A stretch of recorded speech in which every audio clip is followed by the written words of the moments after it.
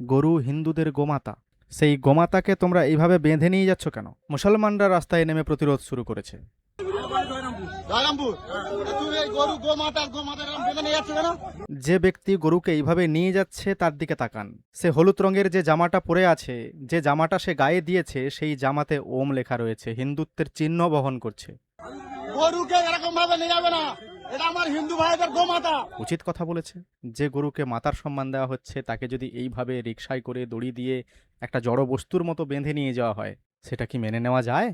একটা কথা মাথায়, তুমি হিন্দু হতে পারো, তুমি তোমার মার কিভাবে বেঁধে নিয়ে যাচ্ছ? তোমার মা তুমি বেঁধে বেঁধে নিয়ে যাবে? এই যে লোকটা হিন্দু, যে নিজেকে হিন্দু বলে দাবি করছে, সে না বললেও চলে, কারণ তার পোশাকে সেটা দেখা যাচ্ছে। সে গায়ে যে জামাটা দিয়ে রেখেছে তাতেই স্পষ্ট সে হিন্দু।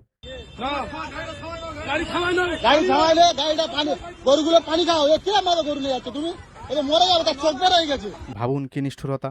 গোমাতার উপর অত্যাচার করছে হিন্দু, আর সেই অত্যাচারের বিরুদ্ধে প্রতিবাদ করতে রাস্তায় নেমেছে মুসলমান। এটাই তো সম্প্রীতি। এই সম্প্রীতি বজায় থাকুক।